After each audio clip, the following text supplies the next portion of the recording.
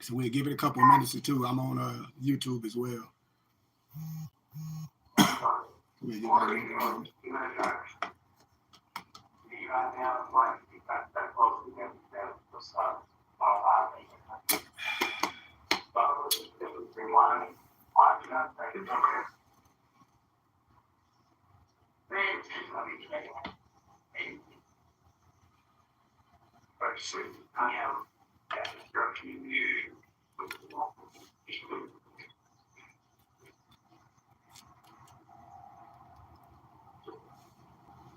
Yeah, she man, getting the best share, getting on this flotation. Yes, sir. It's all a good thing. Real. It's a beautiful process, man. You a blessed man. Yes, sir. People be always putting curses on themselves, talk about they don't want to raise no kids in this time. But what time you want to raise kids? Mm. The only time you're going to raise kids when you're in the flesh. So what time you want to raise these kids in? You just got to do your part. And I don't know if you saw that text that I had put in, but that night that I was going back to the hospital, he stayed the rest of that night, but the pediatrician from the following morning thought that he was good enough levels to discharge him, so we went home the next morning. Mm-hmm. So it was all good. Mm-hmm. Did what they needed to do just to monitor him and make sure everything was good. You know, we were feeding him properly that night. He was doing the phototherapy, and you know, everything was good. He left the next morning, so everything was good. Islam. Islam. Yep. We'll get a couple more minutes, see if any of our nobles are joining us privately on Zoom. Because I'm just going to go over a couple chapters just to share insight with our brothers and sisters and challenge them.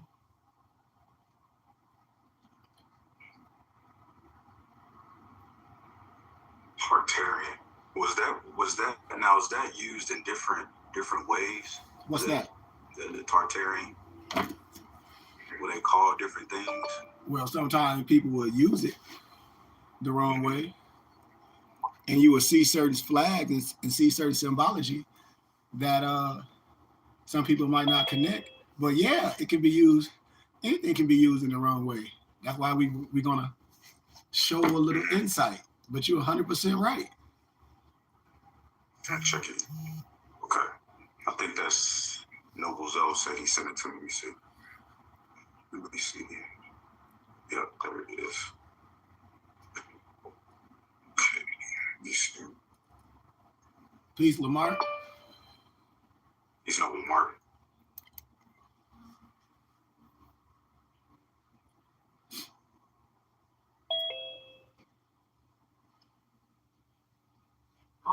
You'll find the price.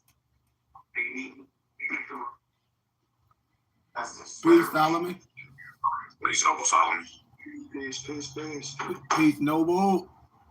How you doing today, my brother?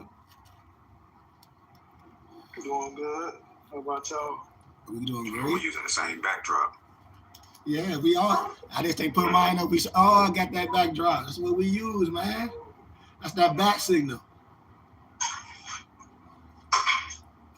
I'm going to a hymn place today to try to get my jacket worked on. Uh-huh. I'll get my jacket worked on. Yep. Hopefully be done by next week. Yep. Gonna look good. We're gonna have a good time together. So I think everybody got the one word Tartarians, right? Yeah, did Lonzo send it, the book? I think he sent it already. Oh, okay. All right. Mm-hmm. Did anybody have a chance to look through it? Oh, there's one chapter that say the Mayans, the Aztecs, some of these older civilizations, they say were Black Moors. Well, what chapter is it? Let's go to it. Let me see. This is what I'll be waiting for because I don't want to just speak at all. That is. I lectured this on campus, man. All the students got the book. They was like, but it's right here, see? And I was like, yeah. And it's crazy that a lot of the European students call me Sheik. It's funny. It'll be chapter 4 that What covers page? Tartarian culture, page 69. Okay. Okay. Now,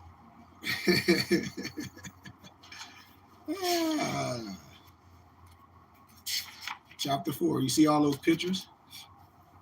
Mm-hmm. I don't have it. Like I said, I would. I don't have my PDF up, but if somebody was at home, you can share your screen.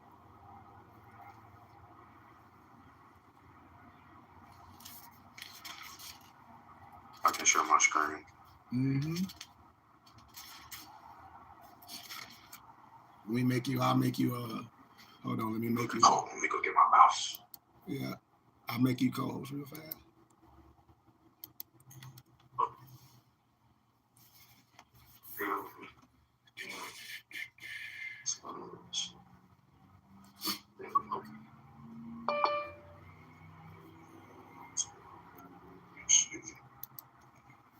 There it is.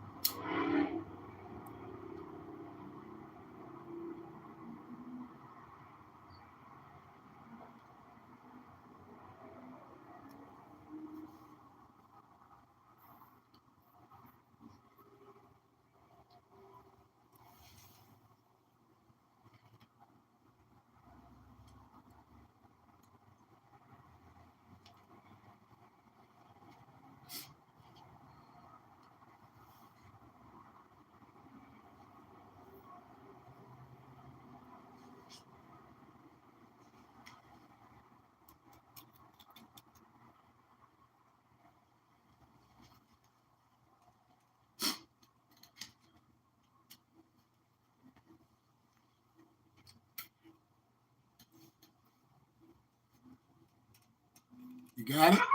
Y'all able to see my screen? Yep. Can everybody see? Islam.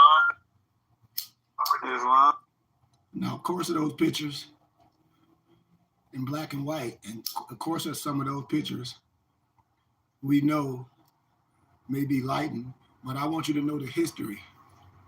And as we show things and start looking to open your hippocampus and then start connecting the history and the landmass and the double talk from history, from culture, not arguing. Depend to tell on itself. Islam.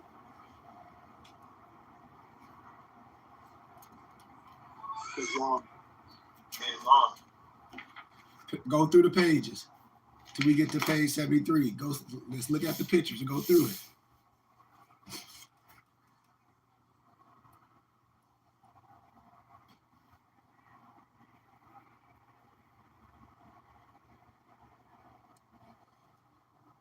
Look at your culture.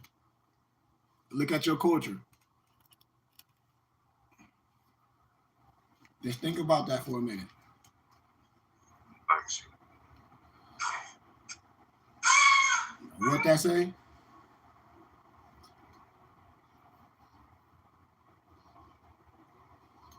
What that in First bold natives say? of America. What document did y'all have that all the Nation of Islam had that I should gave y'all? The Native American, the Blackamoor, right? Remember y'all got that? Islam. So let's read a little bit of this. Would somebody like to start off?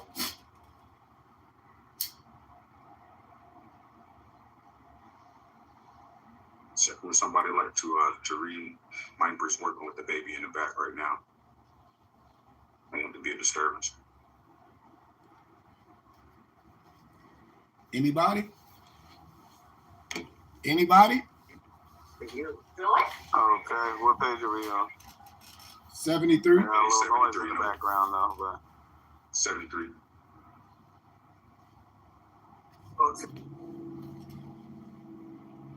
the first natives of America, Blackmore, author and historian Chancellor Williams, the original Moors, like the original Europeans, were Black Africans.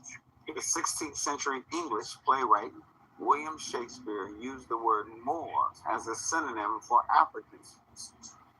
His contemporary Christopher Marlowe also used African and Moor interchangeably.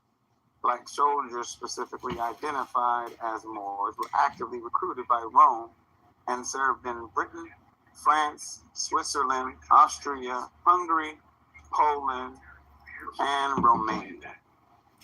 Saint Maurice Patron, saint of medieval Europe, was the only one of many black soldiers and officers under the employ of the Roman Empire. Although generations of Spanish rulers have tried to expunge this era from the historical records, recent archaeology and scholarship now shed fresh light on the Moors who flourished in Al-Andalus for more than 700 years, from 711 AD until 1492. The Moorish advances in mathematics, astronomy, art, and agriculture helped propel Europe out of the Dark Ages and into the Renaissance. The Moors brought enormous learning to Spain that over centuries would percolate through the rest of Europe. The intellectual achievements of Moors in Spain had a lasting effect. Education was universal in Moorish Spain, while in Christian Europe, 99% of the population was illiterate, and neither kings could neither read nor write. At a time when Europe had only 2 universities, the Moors had 17, located in Almeria, Cordova, Granada, Jaén, Malaga, Seville, and Toledo. In the 11th and 12th centuries, public libraries in Europe were non-existent, while Moorish Spain could boast of more than 7, including one in Cordova that housed hundreds of thousands of manuscripts. Universities in Paris and Oxford were established after visits by scholars to Moorish Spain. It was this system of education taken to Europe by the Moors that seeded the European Renaissance and brought the continent out of 1,000 years of intellectual and technological gloom of the Middle Ages.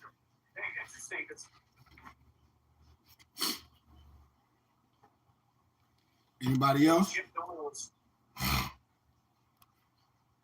I'll do a little bit, then somebody can take over.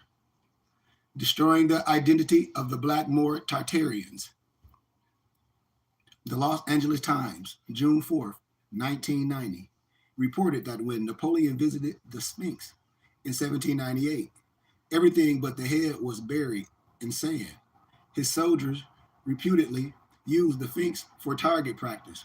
While the Sphinx had already suffered nose damage prior to Napoleon, the greatest destruction took place during Napoleon's occupation of Egypt, and documented by Tony Browder and testified by the collection of the Sphinx portraits He has a symbol on page 225 of his book, The Nile Valley Contribution to Civilization. This sixth portrait, drawn over a period of 100 years from 1698 to 1798, are the only current evidence available which shows the progression of the nose destruction. Besides the Sphinx, a large percentage of the Africoid Hamite statues are missing their noses, whereas European-looking figures are intact. Faces of Africoid sculptures were also altered to appear Caucasoid by Kemet's European conquerors.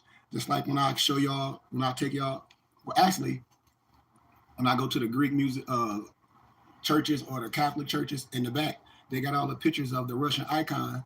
But then one part of history, I have to get the exact verbiage of the type of art they call it when they change the noses, and they did it in art as well. I'll get the exact name of it. Just I can't think of it at this moment. A Sphinx statue on display in the British Museum admits that the face of the statue was reworked during the Roman occupation of Egypt. Reporting on the riddle of the facial identity of the ancient Egyptians, Count C. Vonley, a distinguished French scholar who visited Egypt in the late 1700s, wrote with astonishment, and I quote, "When I visited the Sphinx, appearance gave me the key to the riddle, beholding that the head typically Negroid in all its features." He later added, "The Egyptians were true Negroes of the same type as all native-born Africans. The NWO Romanov destinies would often deface statues of the past monarchs in order to erase or diminish their legacy. In these cases, the removal of the noses would be accompanied by other, more extensive facial disfigurements, as well as the destruction of inscriptions and symbols of office." You see those pictures? Hold on one second. Can y'all see those pictures, Nobles?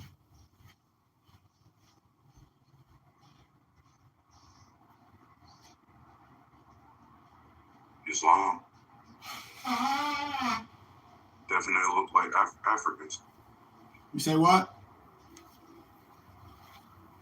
They said that they look like Africans. Yeah.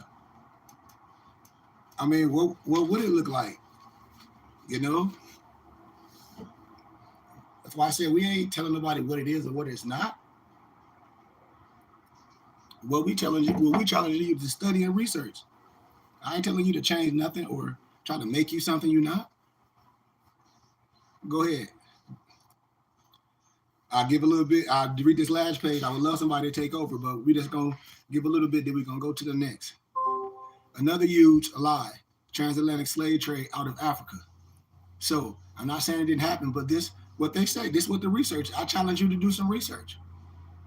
So the story goes, 12.5 million Africans were taken from their homes and forced aboard slave ships that were descended for the New World. About 10.7 million people survived the horrors of the Middle Passage between 1526 and 1866, only to end up in bondage on sugar, rice, cotton, and tobacco plantations throughout the Americas and the Caribbean. The transatlantic slave trade is the largest forced migration in history.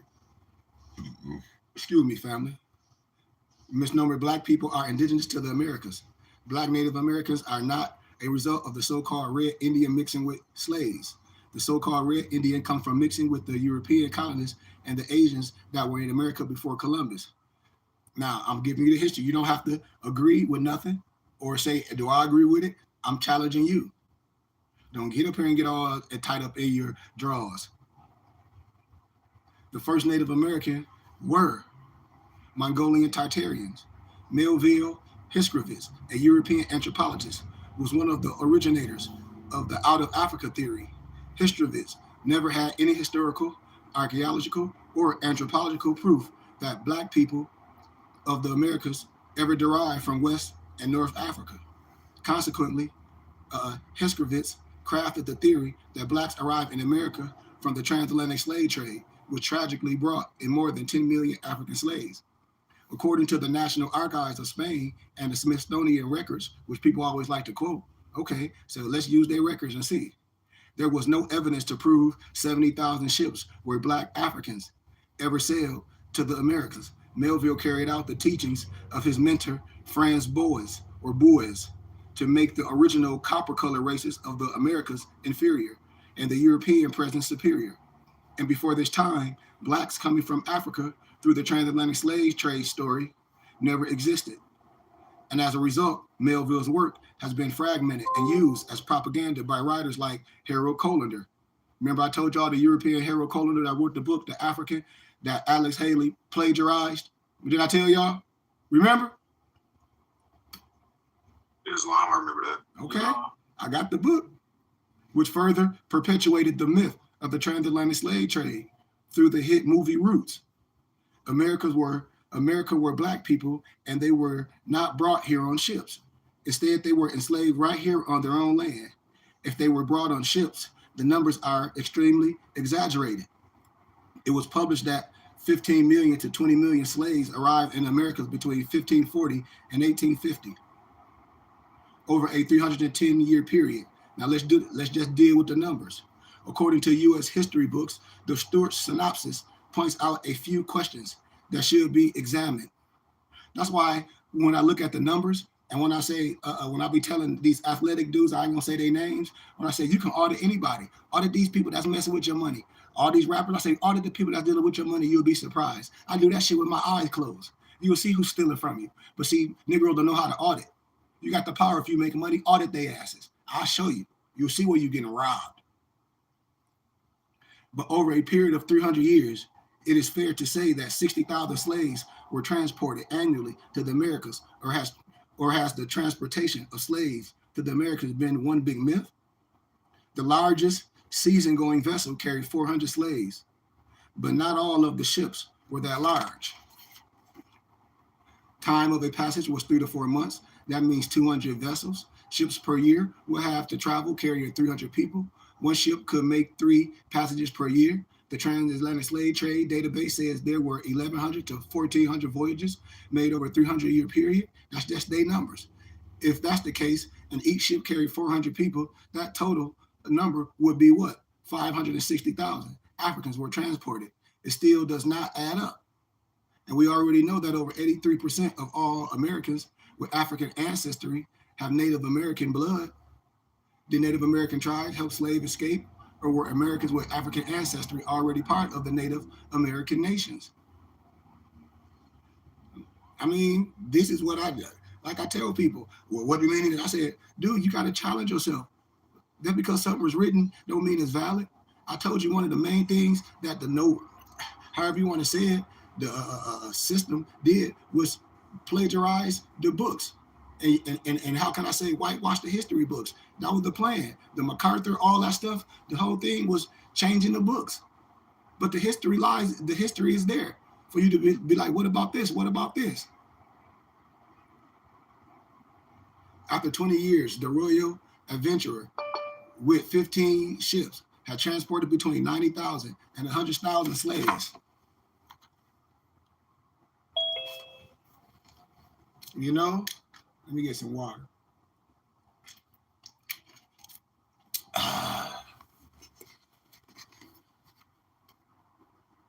That's a long way from 15 million to 20 million slaves who were supposedly brought to the Americas.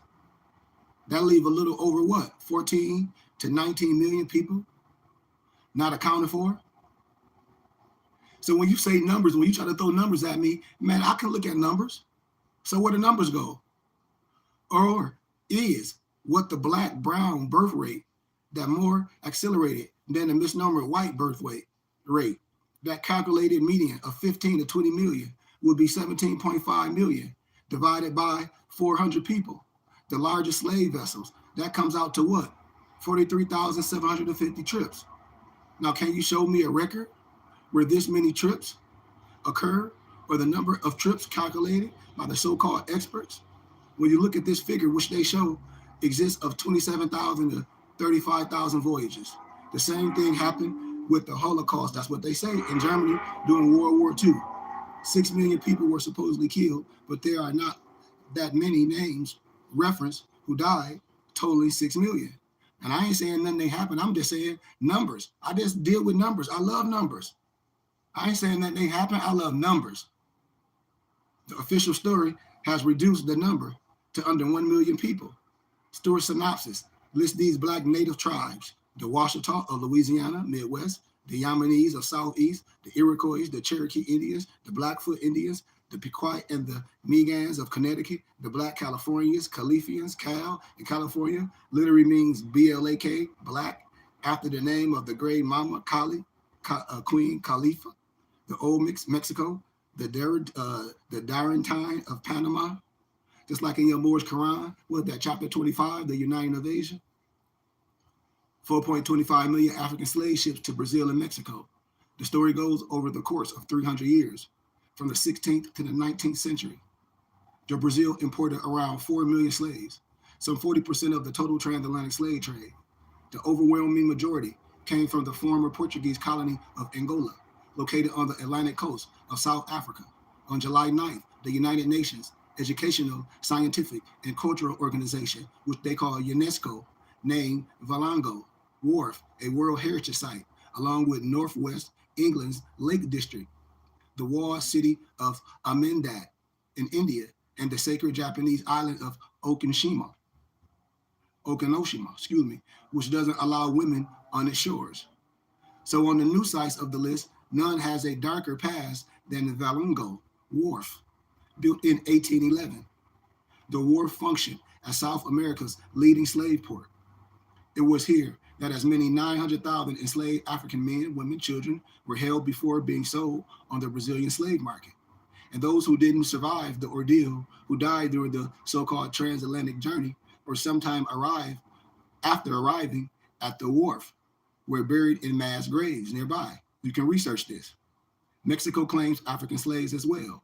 A total of 186,766 Africans were imported into Mexico during the 300 years of the Spanish slave trade. Looking at the appearance of modern Mexicans, it becomes clear now that the now just made up the numbers without any proof or evidence of the veracity of these claims. There is no way 186,766,000 black-skinned Mongols could be responsible for the pigmented side of well over 1 million light and dark-skinned Mestizos. The American Negro or Indian or Black Moor or Mongolian Tartarian is the oldest man on the earth. The oldest chromosome on the earth was found in a man from South Carolina, and is unrelated to African lineage. There are more pyramids in the Americas than anywhere else. The Mayak or the Exi, as in Miyaksi, or conquered the Nile Valley, Arabia, Afghanistan, India, Vietnam, Cambodia. The statues of Buddha, simply images of Osiris, the ruler who conquered the known world in a remote epoch of human history. There are many sources. The Old Testament takes place in the Americas. Mexico is the original land of the American Negro, who is the Olmec, Exi, Aztec, Toltec, all that. In North America, he is the Alcuin, Choctaw, Washita, Pequot, Wamaponic, Lenni, or Lenni, the Lenape, the Iroquois, etc. The Spanish and the Portuguese captured and sold what they call Negro de Terra into European slave trades. The Dutch and the English didn't even enter Africa until the late 1700s, yet slavery started in 1492.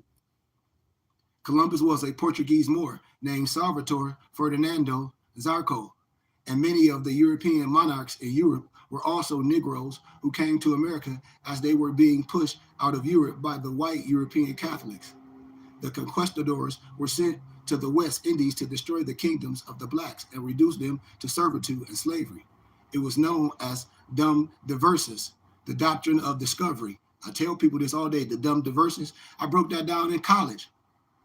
I got the book, The Dum Diversas. It breaks this shit down verbatim. It's a whole book breaking the science down. The doctrine of discovery and the Inquisition, and gave Catholic kingdoms the right to murder, rape, enslave, and torture all those not under the authority of the Vatican and the Pope. Am I making that up? No, sir. See, this free information. So when a person talk about the fact checker right here, I don't care how you feel. Didn't you say the truth will make you free? No matter what you feel, you can't go with what's written. Now, personally, you can feel however. America is the old world, and Columbus called his first voyage the Last Crusade. to conquer the holy lands of Mexico and Peru, which means Peru or house of Heru, or Jerusalem, which became Jerusalem. It is also known as the navel of the world. Teotihuacan means city of Tehuti or Tot, and Tenochtitlan, which became Mexico City, means city of Enoch. Mexico is named for Moses or Mexi, like Mushi or Mashi or Mushai. The Old Testimony contains volcanoes, corns, bears, tobacco, all which are native to America. Utah is Utah and contains the city of Moab. The Great Salt Lake is the Dead Sea. There are more pyramids and megalithic structures in the Americas than anywhere else, including the Nile Valley. The so-called NWO tells the story backwards. The Negro is the Indian or copper-colored indigenous people of the Americas, who is actually a redskin. Many think black people are black, yet there are many shades of copper, which is the color of earth. And if you look in the old dictionaries, you will see that nigger with 2 G's and Indian were synonymous, and that color is simply short for copper colored. Why do you think they keep changing or titles from Indian to Negro to colored to African American? The black more Negro is the most copied man on the earth. The Toltecs, the Mayans, etc., all were black Moors. Most historians, anthropologists, scholars refer to the Olmecs as the mother culture of prehistoric of Hispanic Mexico. The presence of the Olmecs predate the Mayan civilization by more than 1,500 years, and the Aztecs in Mexico by as many as 2,500 years, which would indeed make it the oldest pre-Columbian civilized society in Mesoamerica. Emerging from the jungles of Mexico, southernmost Gulf Coast, the Olmec influence spread through Central America and manifested itself in art, agriculture, religious rituals, and other areas.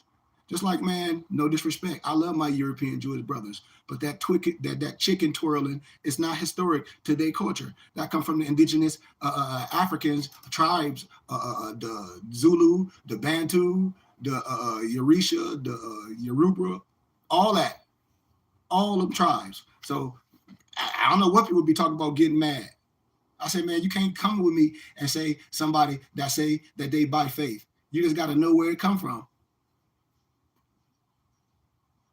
There is enough evidence from agriculture digs to support the idea that the Olmec civilization possessed several of the characteristics of a civilized social structure, political structure, economic structure, religion, and art.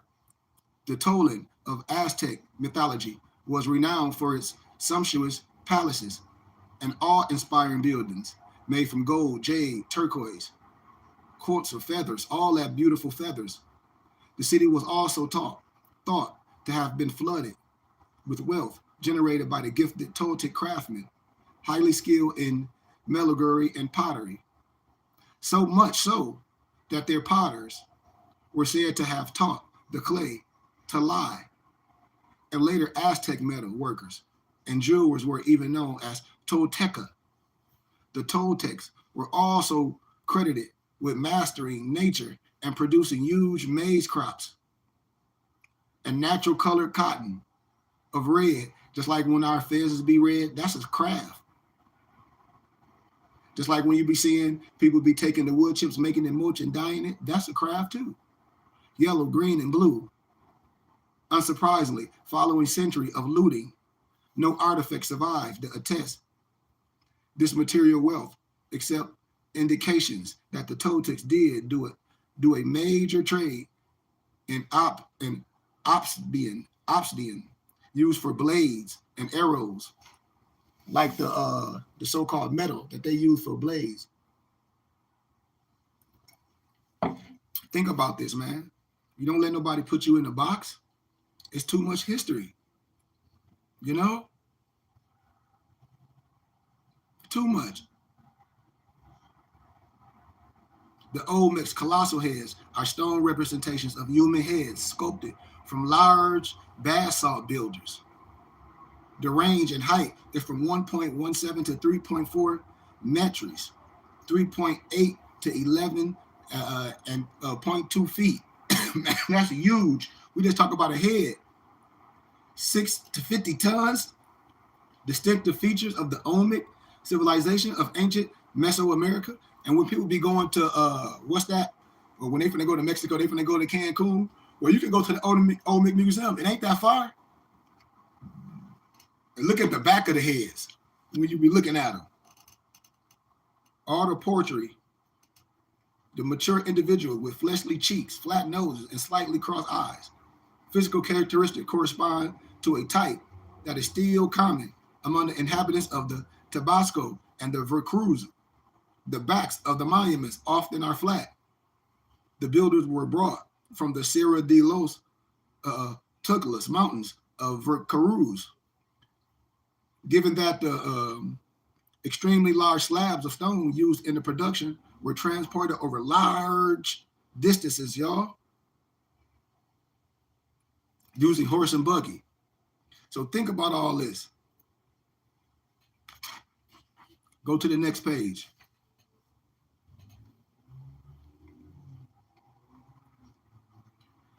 Look at the color. Now go back down. Now I got a book that's showing you a lot of the stuff of what they saw in the Americas. Lewis and Clark, David McRitchie, and ancient and modern Britons. A lot of the things that they're trying to put in black and white, but I have a lot of the minds and stuff from the museums. And the same thing the European will agree. It's nothing to even argue about. The last of the great Mesoamerican culture were the Aztec. Look at all this sign. Look at these people. Don't they look similar? Yes, Mom. Look at this. Mexico's second president and first and only black president, Venancio Guerrero, August 10, 1782, in February 1831, was a major military leader during Mexico's war for independence, and as president, ended slavery in his nation on September 15, 1829, office 1829, 17 of December 1829. Research it. Right at the title at the bottom of the Montezuma title, Montezuma Rex, Ultimus, Mexamarum. Look at that. Montezuma is shown in full war dress with a picture of part of modern Mexico City behind him. Look at Montezuma with the picture of Mexico City behind him. The portrait is from John Ogilvy's Complete History of America, one of the most influential works of the 17th century. I got all the books. Look at what they're showing you. Huh? Yes, Mom. Right, Morris? Yes, Mom. Anybody got any other chapter they want to illuminate? I challenge people to study. I'm not gonna go over the whole book, but that's why when I tell people, when you introduce to our book club, we not only talk about things, you don't have to go nowhere and get the books. We have everything. PDF, you download them to your tablet, go to Office Max and Staples and print them. Anything you want to do, have it for yourself and go over the history and then challenge yourself.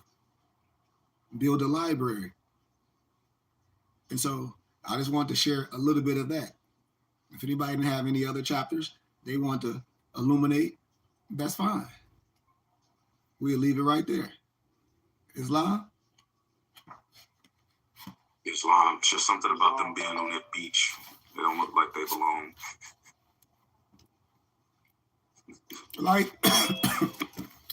Like I'll give you a history. Let's go to the part.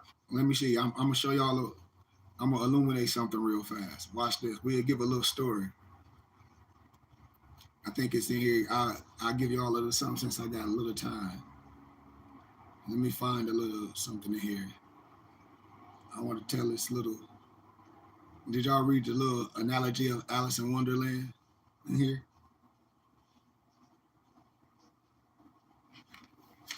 Did anybody get a chance to go through that?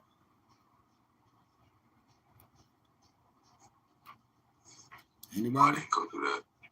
Well, let me see. I gotta find it. Hold on. I wasn't gonna go over that, but I can find it in here. And the beautiful thing about y'all's the PDF. Look, it's all beautiful color. You know what I mean?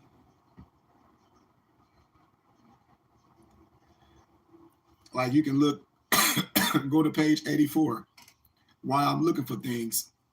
And I just be picking pages out that you can look for where I'm going. Look with that. Just look with that. Don't get all into what I'm saying or nothing, but get into it and go to page 83 and go all the way up. Don't go to what Flat Earth. don't go to what people be saying and all this the type of way. I say, man, take the time to research and look at things. Don't get caught up in what somebody's saying or misquote some things. Read, ask questions. Okay, I think I'm getting close to it, y'all. Let me see where I'm at. Page 53. Okay, hold on, wait. Maybe 53 might be where I want to start, but I'm trying to get something real. Because them color pages be popping out, man. Like, boop. And that's what y'all got, the beauty of the color. The color page, like chapter 2, page starting at page 37. Y'all can start right there and go through. Let's look at those charts those maps of great Tartarian flags and maps. Start on page 37 and y'all can look at that while I try to find something. I'm trying to find something real fast for you. I think I'm close.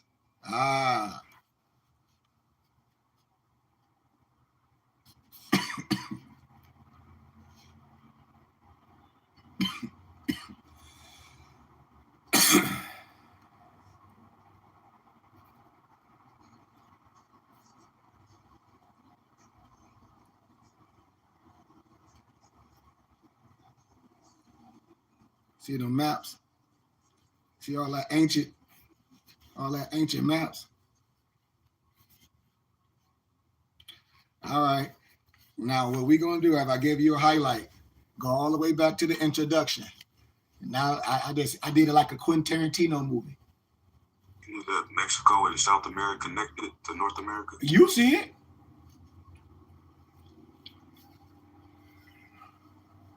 Interesting.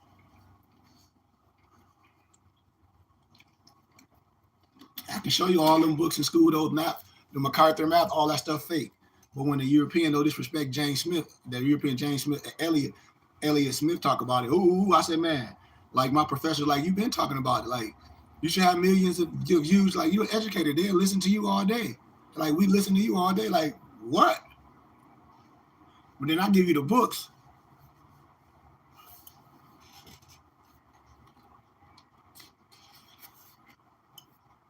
You see that?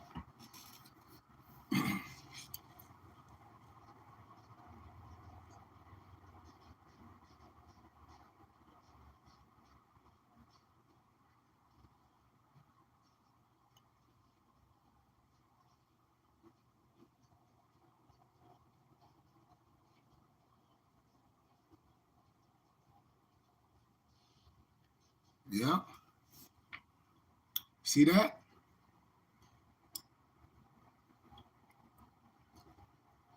You can blow it up.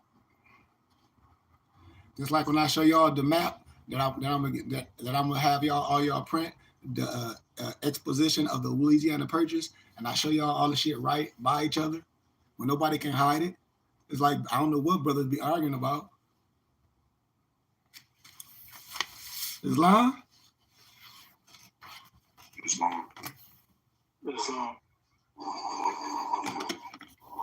Look at this history. This book club. Look at that. You ever seen that? Yeah. Huh. Russia and Asia.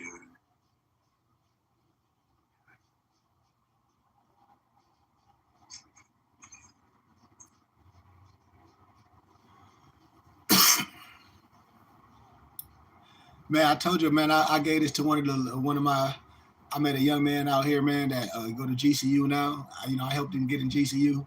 He going to school for religious studies and history. Man, it'd be blowing their mind. Like, well, can your elder, can your teacher come up here? He ain't telling who I was at first because he like, you graduated from here. He like, the people know you. I said, don't tell them who I am, because they didn't believe where he was getting all the work from. They thought he was somebody was doing his work. Really. Like where he getting this shit from? They were like, he had to have somebody educated. Okay, what page is that? Well, okay, stop right there. Don't read that. What page is that? 42. Okay, 42. Okay, great. You found it. Okay, keep that in your hippocampus. So go back to the beginning. Go back to the introduction. We're going to end with that. Gratitude, Noble. See, I knew it. Didn't I tell you? Didn't I tell you when we go through things and we look through shit and I'll be like, it's going to come out. So this didn't I tell you? So we're going to start about like page 40 or 39 on that. But go to the introduction. the intro deduction. I like to call it the intro deduction. Page 1. And then we're going to go right back to that and close out. Gratitude. Gratitude for that. I like how that went. Right back to the beginning. Right. Page 1, the deduction. The intro deduction. The first page. Page 1. Yep, right in the beginning. Yep, all the way back to the beginning. Yep, the deduction. Yep. Pretty good introduction. There you go. Right there. Yep. So we're just gonna highlight. Yep. So I'm gonna highlight this, and then we're gonna get to that part that you found. Well, not found, but Spirit got you there. And like I always say, we gotta read the preface.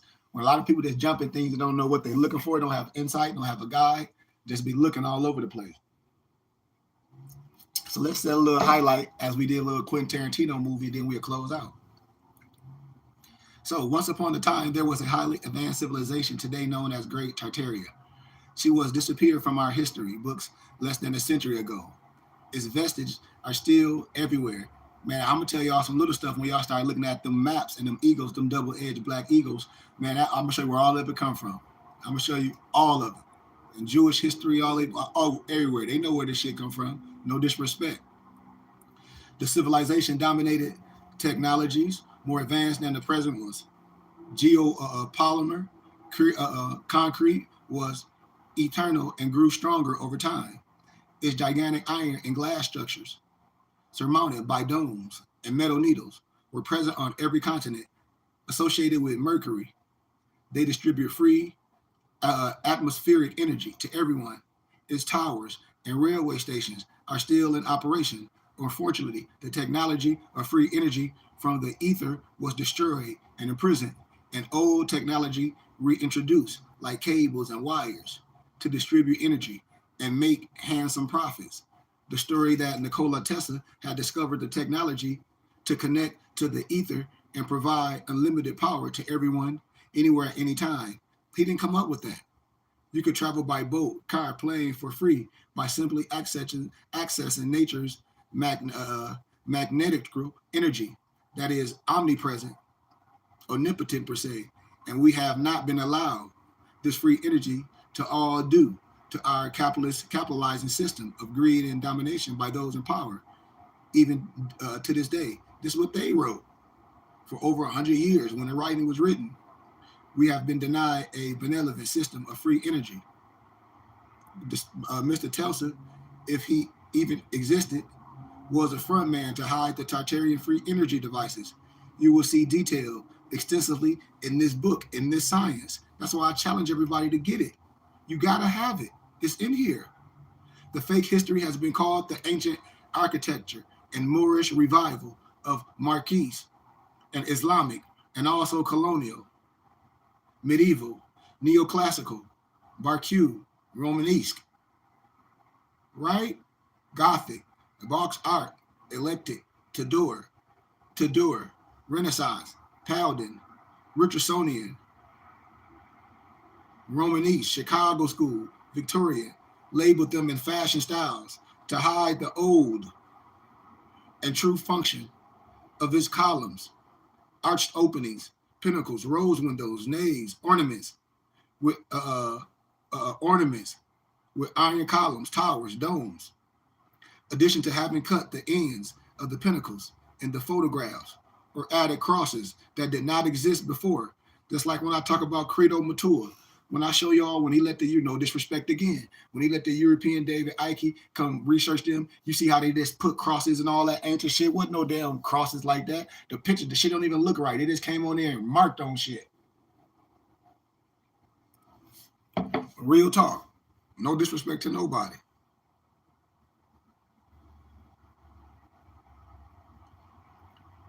History tells us that the first power stations were first established in Cairo, Egypt, in 876, according to so-called Wikipedia. You can't even use that in college.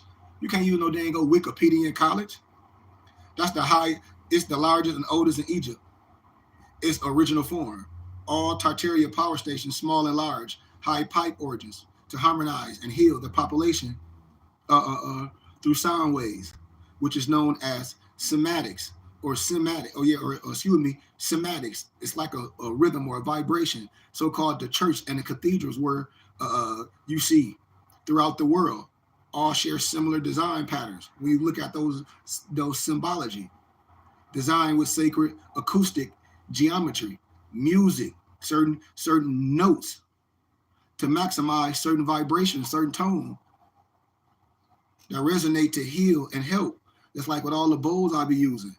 The meditation, the breathing, the yoga, downward, higher consciousness. After the great purge of the Tartarians, the religious orders, spearheaded by the Romanov, reconstituted these amazing structures in the Presbyterian, the Catholic, Anglican, the Mormon synagogue, the mosque temples, the Ektora. Russian scholar Anthony Fomenko wrote a most important series of a 7-volume book series called History, Science of Fiction. I love those volumes. I wrote about it in school, where he proved that modern writers written history dates only back to 1200 AD. The dovetails with the creation of the trilateral New World Order. This day history, this day pen, founding of the Vatican City of London and Washington, D.C. The United States is defined as a federal corporation under U.S. Code 3002, Section 15. The Virginia Company was turned into the United States during the non-occurring Revolutionary War by the Freemasonic founding fathers who were serving the Grand Lodge of England. The Virginia Company was issued by the British royal family from the City of London Corporation for North American settlements. In 1213, King John surrendered the Kingdom of England to the Holy See under the Golden Bull. In 1215, under direct papal authority, King John issued the Magna Carta, the Latin for Great Charter, and that established the 1 mile square block called the City of London Corporation as a sovereign entity from England and London. The Holy See uses Latin for official documents and the Vatican uses Latin as its official language. The Novus Ordo Seclorum is Latin as translated to the New World Order of Ages, and is as its official, and is on the United States Great Seal and the United States $1 bill. Washington, D.C. is located in both Virginia and Maryland. That is Virginia, Maryland. D.C. was originally called Rome in 1669, which is stated in the Catholic Encyclopedia. D.C. is Roman architecture, and Capitol Hill is named after Capitoline Hill in Rome. The ancient Roman fasces symbol is all over the federal building and federal seals. The federal government is based on the Roman Republic, which was a fascist empire. Roman fasces was the word fasces come from. They had bundle canning rods and an axe for anyone who disagreed with Roman laws. The Colonna family ceremonially ruled over Capitoline Hill, which resembles political power of Rome's corporate empire. This story, their history is written. The column symbols the political support that maintains their claim to governmental land ownership. Washington, D.C. is Roman architecture and has the Roman fascist symbol all over the U.S. federal building and U.S. seals. So fascism means a centralization of power. Capitol Hill is named after Capitoline Hill in Rome, right? Think about it. We don't have to get in nothing. It's like one of the books I gave all y'all, the what is it called, y'all? Tavistock Institution of Human Engineering by John Coleman. Y'all got that right?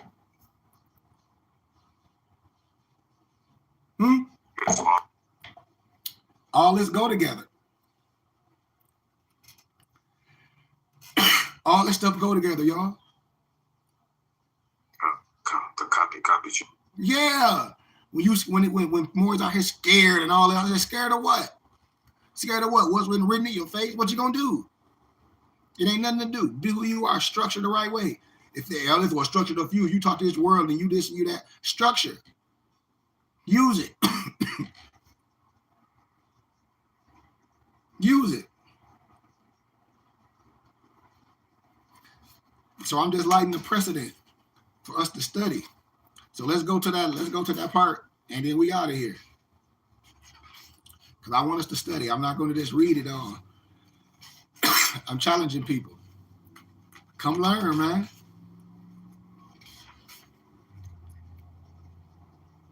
You can find the Tartarus in the King James Bible, Nobles. In the King James Bible, it reads that after the life, we will go to places such as Abaddon, Hades, heaven, hell, paradise, Sheol, and Tartarus. Tartarus. I'm telling you, the vast majority of people believe that there is a life after there is none, there is one. What is this place? The Old Testament talks about Sheol, Sheol, the recesses of Sheol, Abaddon, and heaven, while the New Testament uses the terms Hades, hell, or Gehenna, Gehenna, the Abyss or Tartarus, and the lake of fire, paradise, and heaven. And the study is designed to explain these terms and help you understand what the King James Version Bible is saying. Abaddon, Abaddon, I'm on page 18, is another horrible place. It is the place, that's what they say, where the angels who sin in Genesis 6, 1 and 4 are bound. They were and are particularly disobedient, evil angels who sin by having relations with women. This statement is supported by comparing Jude 6 and 8 with 1 Peter 3, 18 and 20, 2 Peter 2, 4 and 8, Luke 8 and 31. And by comparing these verses, we discover that these angels sinned, that's what they say, before Noah built the ark in Genesis 6. They sinned in Genesis 6 and 1 and 4, Jude 6 and 8, 1 Peter 3, 8 and 20, 2 Peter 2, 4 and 8, provide the chronology. And as a result, these angels were imprisoned in Abaddon, the Old Testament name, or Tartarus, the New Testament name. Research this. I'm telling you, man, it's too easy. Tartarus is another New Testament name for Abaddon. The Greek word Tartarus appears in 2 Peter 2 and 4. For God did not spare angels when they sinned, but send them to hell, aka Tartarus, putting them into gloomy dungeons to be held for judgment, 2 Peter 2 and 4. Here we are specifically told that it is a place where the bound angels exist. But that's what they say. But that's where all the science was at. That's what the whole science, when you read it all the science, all the understanding about youth and stuff from the earth.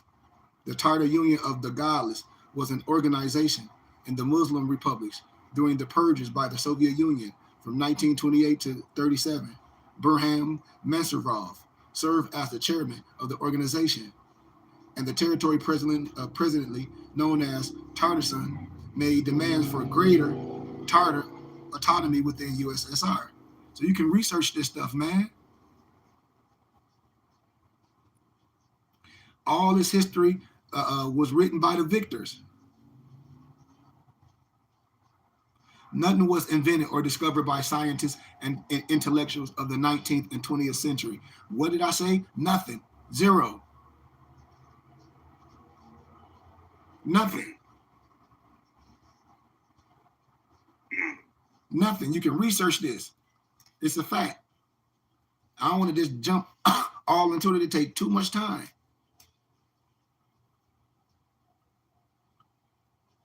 On the Tartar history by the Martini in 1654. It was translated from Latin.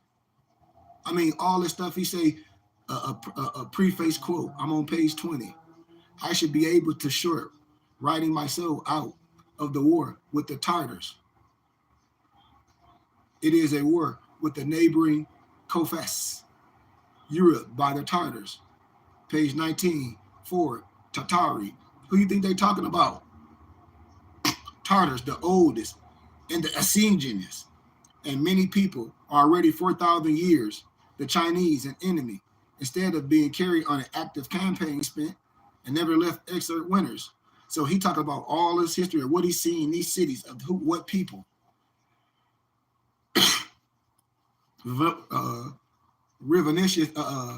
Revisionist history of most ancient Chinese history by a Foucault history scientist or fiction. You can read all this history. China and Tartary were interlinked throughout modern history, dating back to 1200 AD. You can look at this stuff. The New Chronology, A Brief History, I'm on page 23. Where you can look at the different accounts of the same historical events are often assigned different dates, location by historians, translators, creating multiple phantom copies of these events. Phantom copies are often misdated by centuries or even millennia and end up incorporated into conventional chronology. That this chronology was largely manufactured by Joseph Justus Scaliger in Opus Novum, the Imitationum Temporum. This was in 1583, and a Tesorium Temporum in 1606, and represents a vast array of dates produced without any justification. I challenge anybody, come up with the dates of history. It's a lie. It's Eurocentric and Negrocentric propaganda. It's whitewashing of all history books, all religious books. Well, not all religious books, because I can pull it out.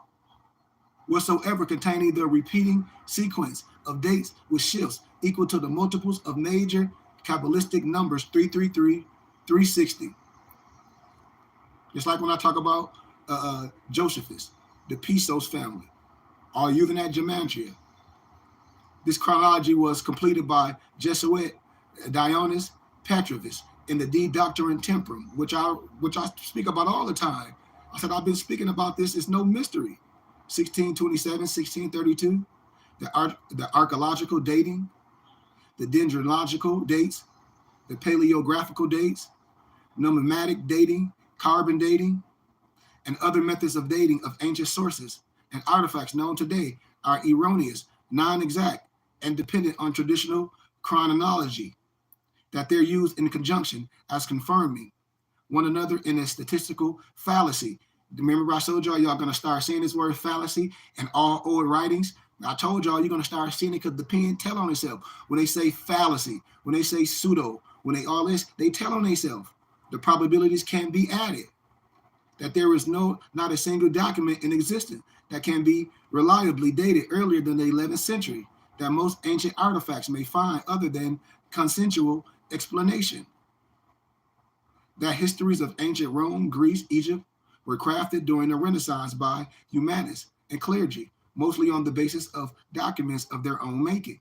The Old Testament is a rendition of events of the 14th and 16th century AD in Europe and Byzantine, containing prophecies about future events related in the New Testament, which is a rendition of events of 1153 to 1186 AD. That is the history of religions run as follows. The prehistoric period, before a certain century of JC, Babic Christianity, century before or after the JC, which you should know, I don't have time to break it all down, and the subsequently mutations in Orthodox Christianity, the Catechism, and the Islam. The most probable prototype of historical so-called Jesus was Andronicus, allegedly AD 1153 to 1186. Research what I'm saying. I ain't here for you to believe what I'm saying. The Emperor of Byzantine, known for his failed reforms, his traits and deeds, reflections in biographs of many real and imaginary persons. Research this, what I'm saying. Research the science, and then challenge yourself to see what can somebody say. See, could they prove you wrong from the research? The All-Magus of Claudius Ptolemy traditionally date to around 150 AD and considered to be the cornerstone of classical history, was compiled in the 16th and the 17th century from astronomical data of the 9th to the 16th century. Research what I'm saying. This stuff is not hard. The 37 complete Egyptian horoscope found in Dendera, Isna, and other temples have unique, valid astronomical solutions with dates ranging from 1000 AD and up to as late as 700 AD. That book of Revelation, we know, contains a horoscope that is dated to 25 December 10th, October 1486, compiled by Kabbalistic Jonas Rucklin, researching that the horoscope found in Sumerian, Babylonian tablets, when these so-called Egyptologist brothers be trying to talk about they know some tablets, and they be quoting Zachariah Stitchin, some fake Egyptologists that talking about they know the tablets, all pseudo, all fake. And they quoting that garbage. Laughable. The Sumerian Babylonian tablets do not contain sufficient astronomical data. Consequently, they have solutions every 30 to 50 years on the time axis, and therefore useless for purpose of dating. Big facts. That the Chinese table of eclipse are useless for dating, as they contain too many eclipses that did not take place astronomically. That Chinese tables of comets, even if they were true, can't be used for dating. That all major events like powder and guns, paper and print were made in Europe in 10th to the 16th centuries. And I'm not talking about no Europeans. Stay with me. Please stay in context. That ancient Roman and Greek statues showing perfect command to the human anatomy are fakes created in the Renaissance, when according to Fuminico, such command was for the first time attained. I mean, look at the voyages and travels. Go page down. I mean, just like all those books that I got that's proving what I'm saying, all those ancient Jewish books. I ain't here to argue with nobody. Go to the next page, page 25. Page down, Noble, if you don't mind. You look at the voyages and travels of the ambassadors. Look at this history. The Duke of Halston. You see what he say? The Duke of Halston. Blow that up. What's underlined? What that say? Now we talk about ancient times. You see what's underlined? Don't you see what's underlined? All that stuff that's underlined. Armies of what?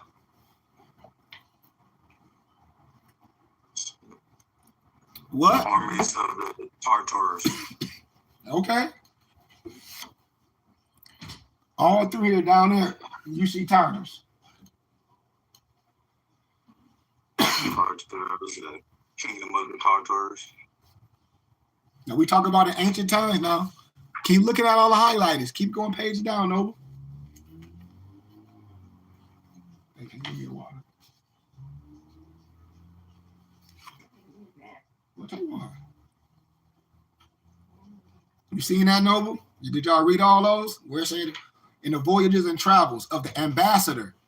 But read that what that book say. Go back up to what the book say. Read that for the people. What that say? Ambassador what? You need to shake your feet. Show the whole book. Noble, can you page down some, if you don't mind? So we can see the book. You're going the wrong way. Gratitude. Look at that, man. See, we're going to clear all this stuff up real. It's easy to clear up. That's why I said there's nothing wrong with having a guide. Look. So they can't debunk. Yeah. The voyages and travels of ambassador of what? To great duke of what? Of Persia.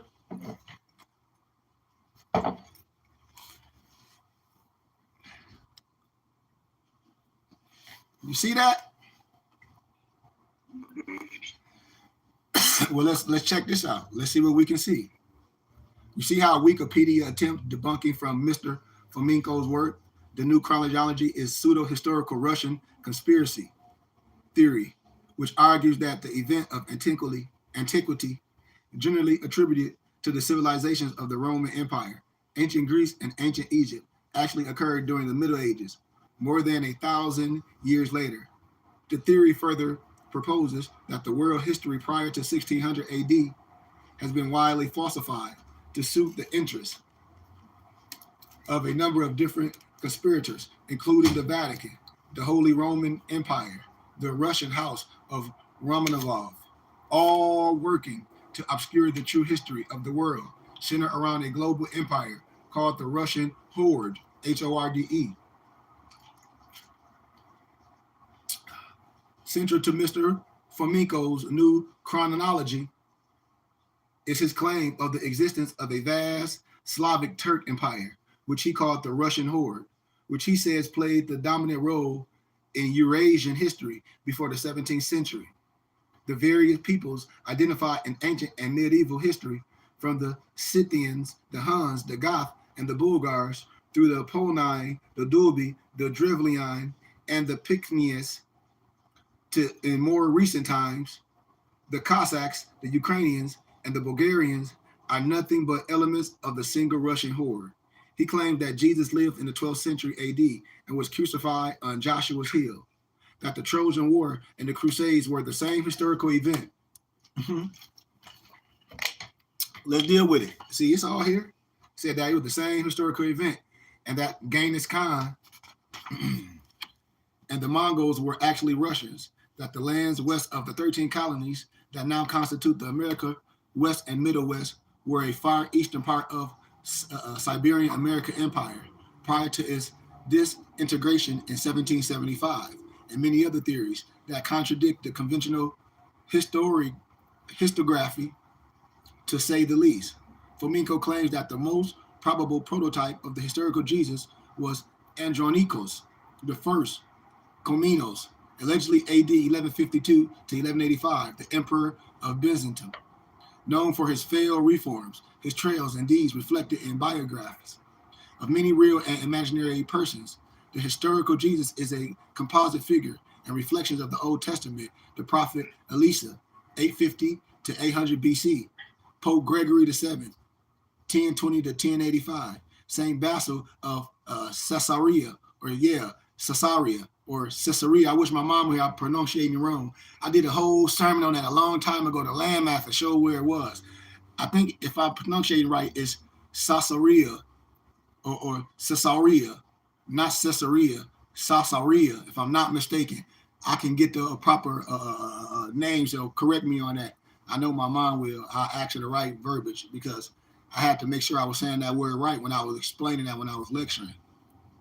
From 330 to 379, and even Liu Manayo, also known as Emperor Gengons or Son of Heaven, Emperor of Western Zai, who reigned in 132 and 1048, Euclides, Bacchus, and Dionysus. Fomenko explained the seemingly vast differences in the biographies of these figures as resulting from difference in languages, points of view, and time frame of the authors of said accounts and biographies. He claims that the historical Jesus was born in Cape Philip, Crimea, on December 25th, 1152 AD, and was crucified on March 20th, 1185 AD, on Joshua's Hill, overlooking Bosphorus. Mr. Fomenko also merged the cities and histories of Jerusalem, Rome, and Troy into New Rome. I told you we can do the dance. Equals the Gospel Jerusalem in the 12th and the 13th century equals Troy or Urus Castle. To the south of Urus Castle is Joshua's Hill, which Fomenko alleged is the hill Calvary depicted in the Bible. Fomenko claims the Hagia Sophia is actually the biblical temple of Solomon. He identifies Solomon as Sultan Suleiman the Magnificent from 1494 to 1566. However, according to Mr. Fomenko, the word Rome is a placeholder and can signify any one of several different cities and kingdoms. He claims the first Rome, or ancient Rome, or Mizraim, which we know what that means, is an ancient Egyptian kingdom in the delta of the Nile with its capital in Alexandria. That the second and most famous New Rome is Constantinople, and that the third Rome is constituted by three different cities: Constantinople, again, Rome in Italy, and Moscow. Also, according to his claims, Rome in Italy was founded around AD 1380 by Ananias, and Moscow, as the third Rome, was the capital of the great Russian horde. You can research this stuff, man, if Moors want to do the dance and connect history and start challenging yourself. And I challenge people to come to class and see what was really, really, really put under things. So let's close with that last part, with that little mystery that I want to get with, Noble. And we out of here. Start on page 41. We out of right there. Yep. So when you see those griffin symbols, first you can go back. Actually, the page you was looking at the maps. I know you looked at 39, and you can look at page 40, and then get to 41, And just take a quick look at that before I take a quick pause. Hold on.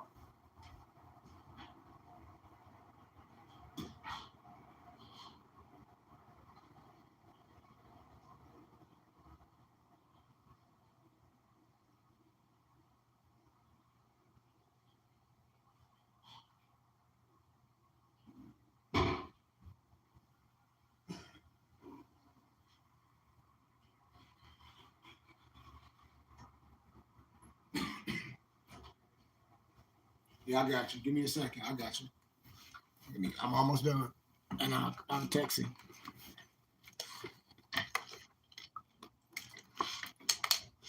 Phone been blowing up today. All right.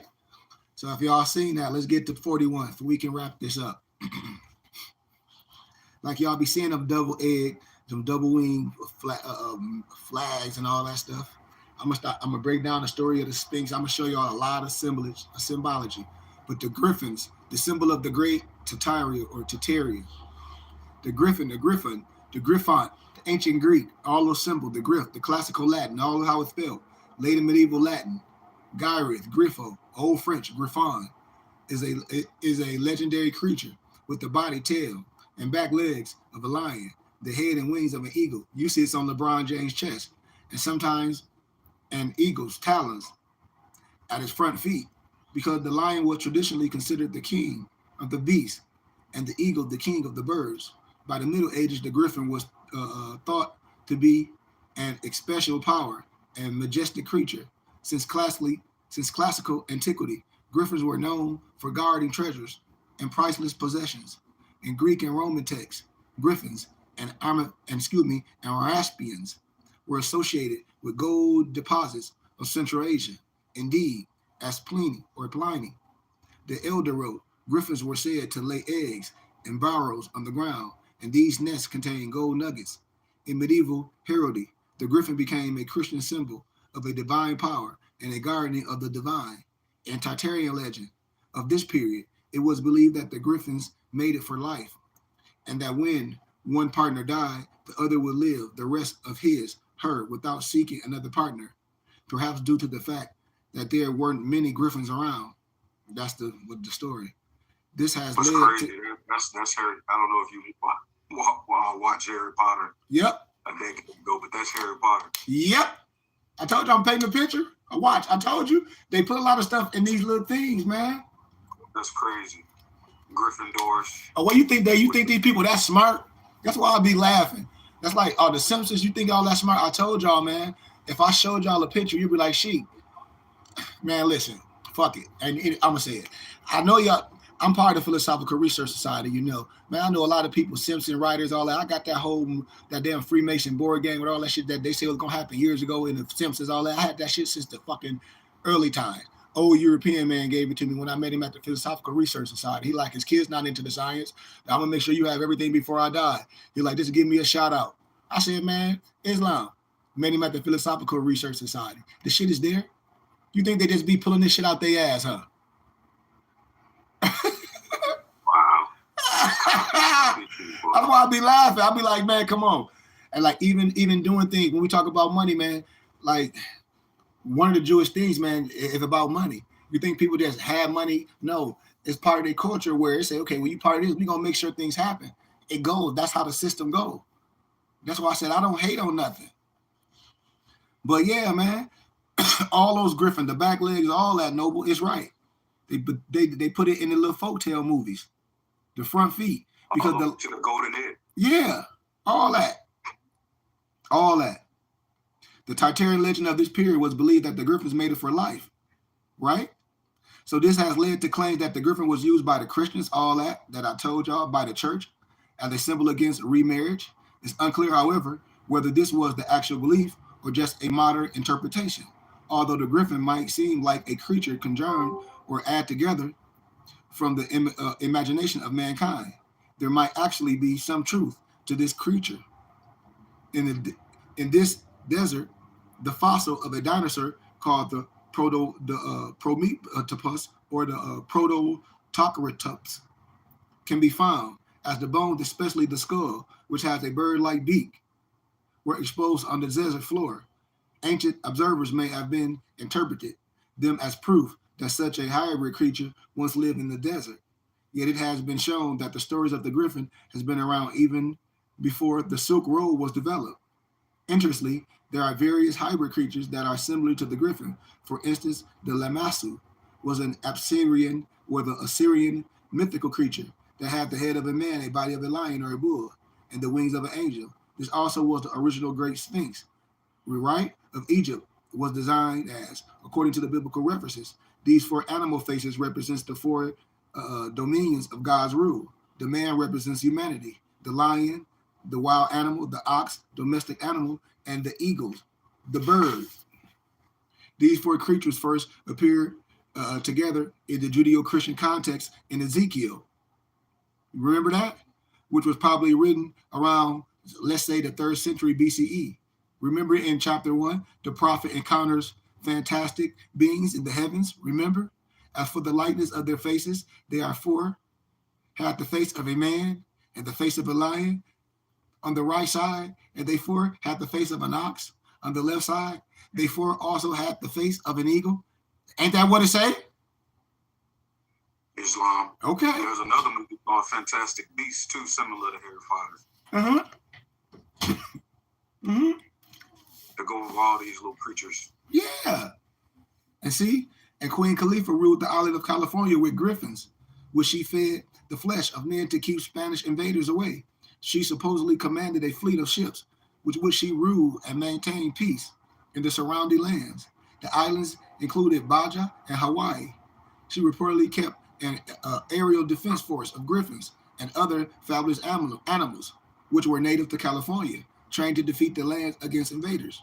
She even was said to feed her griffins male flesh to repel male Spanish invaders, aka conquistadors. She was so powerful she could project her imperial power over the sea of, of the Mediterranean at will. The Esplanadian Nereids, the Khalifa, maintained cultural and trading contacts with the Moors of Africa. It told of her wars in the Mediterranean Sea, in the Anatolia, in the Byzantine Empire, and in Southern Europe. Right? Come on, man. I challenge you to study.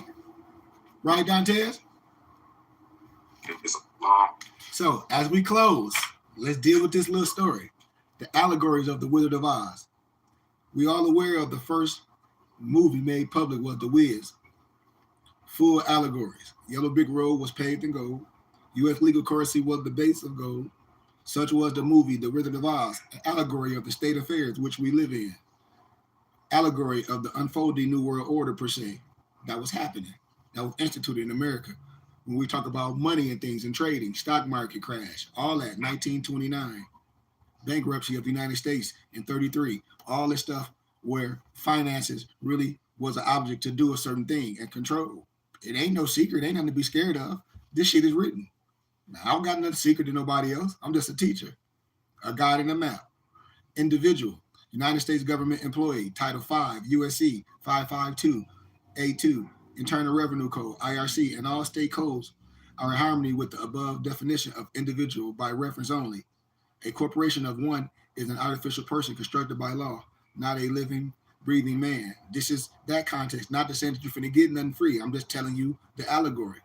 Stay in context. Don't take shit I'm saying out of context, because that's what Negroes do.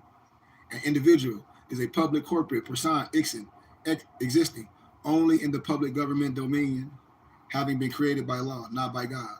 So when they talk about that straw man and all that shit represented by legal straw man, yeah, we know all that. We know all of that. Filled with hay and no standing in the 30s. When they talk about the caps, that's what they be getting caught up in. But I can trump all that. I don't care if your name written in caps or lower levels. In Roman times, they ain't used no all that. They only had this, so I'll trump all that. And they say that created artificial. This is just the story of the Oz. I'm just giving you the story. Story. Stay in context. Story that has no brain and speaking and acts for its once upon a time sovereign. You and me was created while America was confused and distracted by the commotion caused by the introduction of the so-called that socialism, that you know what they call communist stuff. to figure out if they even had a so-called straw man with which to contend. The scarecrow identifies the so-called straw man persona for Dorothy. Some people without brains do an awful lot of talking. Of course, I'm not bright about doing things. The setting of this allegory is in Kansas, the heartland of America. I'll do the same thing with the Matrix too, the geographical center of all USA.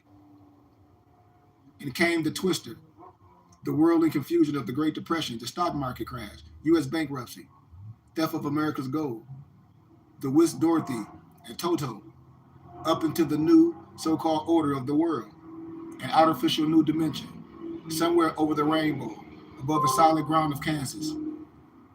When they landed in Oz, Dorothy contended to her little dog Toto, Toto, oh Toto, I have a feeling we're not in Kansas anymore. Exactly. After the bankruptcy of the United States, Kansas was no longer Kansas anymore. It was KS, per se, a two-capital letter federal postal designation that is part of the federal zone, designated by the Zone Improvement, the ZIP, which we call that zip code, established by the bankrupt United States in 1933. And Dorothy and Toto were now in the state. The terms in the state, this state, and state are deceptively defined for the so-called tax jurisdiction proposed as the District of Columbia, aka United States, Inc., or the corporate United States. That's why churches and everything, I tell people, what we own in the churches, even what you're giving, you're either going to give it to Uncle Sam, or you're going to donate it to your religious organization and build it, like the law say. The This 10 is man, crazy, man. yeah, I know. The 10 man, our taxpayer identification number, which all of us have. Well, I'm telling you, that's why the Catholic churches is popping. They know what I'm saying. I teach this. They be like, man, you ain't got to tell us once. Once you show us the way, it's enough of us. Thank you, sir. We'll give you donation and all that, but this is for us. I hope your people catch on to it, but we'll come have you lecture and do this and help you build what you have. I say, I have my personal life. I'm reaching back and trying to build with my brothers and sisters.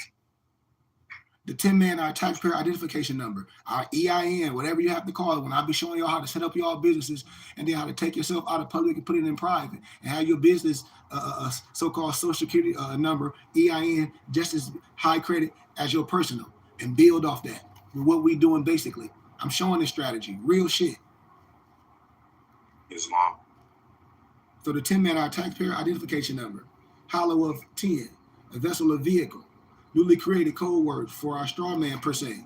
Just as the straw man has no brain, the 10 man vessel, vehicle has no heart. Both are artificial persons. If you have no brain, you ain't nothing. If you have no heart, you ain't shit. Person, persona equals mask. One of the definitions of 10 found in the Western Dictionary is what? Counterfeit. Look at it. I'm trying to tell you.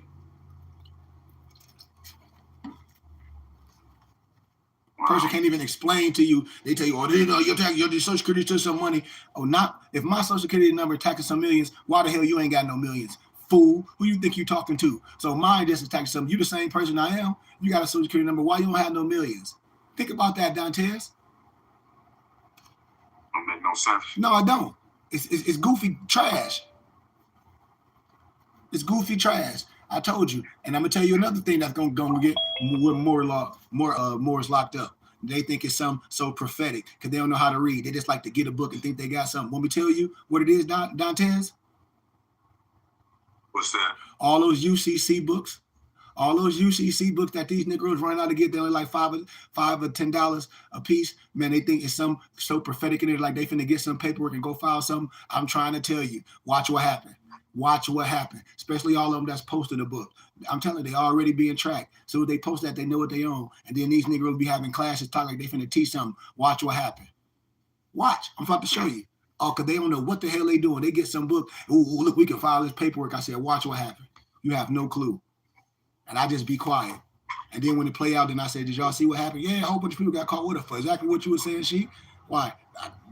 It's criminal shit. You overthrowing the government. What are you talking about? What are you talking about? So both are artificial, person, mass. One of the definitions found in the Western Dictionary for 10 is counterfeit. The 10 man represents the mechanical and heartless aspect of commerce and commercial law, just like they say in the mafia. as they throw you overboard, your feet in concrete, over shoes. Nothing personal. It's just business. The lion is the story represents the at one time fearless American people as having lost their courage. I said American people. American people, Yikes. we. I said American people, we. We. I ain't talking about no color. God made us all. He made the polar bear, the black bear, all that. He ain't discriminating over no goddamn you. He made us all. What? The creator. Only thing that make us messed up is condition. Islam. I ain't playing that game. Or I'm better. You ain't better than nobody. You gonna kill your brother. You ain't better than nothing. The line in the story represents the at the one time fearless American people as having lost their courage. And after a round with the IRS in defending your TIN, your tin man, dummy corporation, vessel vehicle, including employee public corporation, the so-called caps, which it ain't really nothing. Artificial person, straw man, you lose your courage too. How? When Moors be thinking they just finna file something and not understand it, you don't avoid taxes. No European, nobody, no organization avoid taxes. What they do, they cipher them to their religious organization. You have the right to do that. If you doing commerce, I know it's just for that. But the circumstances do, if you doing labor, you can say, you know what, I'm part of a religious organization. I'm going to give for this, get a tax receipt, and I'm not going to give this to you. Or I'm not going to give that large percentage to you. I'm going to do this how I can do it. This is things. When people be saying they don't do this and do that, I say, dude, I don't teach you nothing illegal. I teach you the right way to build. You perhaps haven't known it, but the IRS has been dealing with you all along with your so-called TIN, your hidden laws of commerce, even when you work. You're doing business. So if you're doing business, why you don't want to set up yourself to be like, well, I know how to do business. You don't got to set yourself up me and take from me. I can do business with my organization, with my sheik. My sheik is set up just like this. And you can, that's why the church is set up in a certain way. It's taxes in for the federal government, religious, scientifically, what is it? Religious, scientifically, educationally, donation-wise, all that stuff. And we don't get it yet. Sure. We don't get it yet. And I said, we missing the whole point of building an infrastructure. We missing the whole tax bracket we have. So we're going to let the Europeans use it, no disrespect. We're going to look at the Sopranos and say, how they doing all this? Because they do it through the church. And the church under a different tax bracket. And all this stuff, we just going to sit back and complain. And I'm showing us how to build our infrastructure. I'm showing us what we can do. I'm showing you how you can donate to your organization. If you're not, you're going to give it to Uncle Sam because you're not avoiding taxes. I don't care who you are. If a European telling you they can show you how to avoid taxes, they going to jail, already been in jail. A lot of them dumb motherfuckers I'll be posting on YouTube and Instagram, them pictures of them Europeans talking all that shit. Don't you know a lot of that shit they've been doing from the goddamn prison cell? All of them, I'm going to show you how not to pay taxes. I'll show you about the European Paradigm Group. They all went to fucking jail. All of them. All of them. Every last one. So nobody can come to me with that shit. It's a way to do things the right way, which the laws protect, which we can do the right thing, which the religious laws protect, which we can build with our finances. That's a way of infrastructure. We do things the right way. We come from a true understanding. Ain't no way I'm gonna be making six figures and got to get Uncle Sam say $100,000 a year, and I don't donate that to my organization, and I don't have all my friends doing it, and I don't promote that to my family. We just talking. You know, just like the Tin Man, they heartless. The Wizard of Oz, you got to find a wizard. You have to follow the what? Yellow Brick Road, the Gold Bar Road. Follow the trail of America's stolen gold, and you'll find a thief who stole it. As they are scampered toward the Emerald City, the city of green non-federal reserve notes, the new fiat money, money by decree, where we hear the Munchkins singing the glories of the Wizard of Oz creation. You're out of the woods. You're out of the dark. You're out of the night. Step into the sun. Step into the light. Keep straight ahead for the most glorious place on the face of the earth or the stars. This jingle abounds with the so-called Illuminati, the so-called Luciferian metaphors regarding darkness and light. The wicked witch of the West made her home in a round medieval watchtower.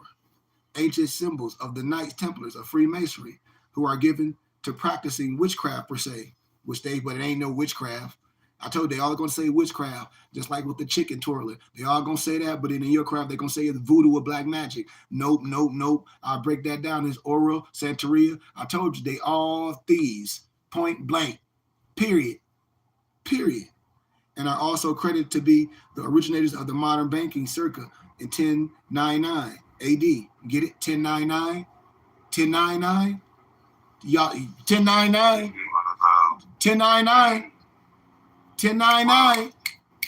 It's right there in front of you.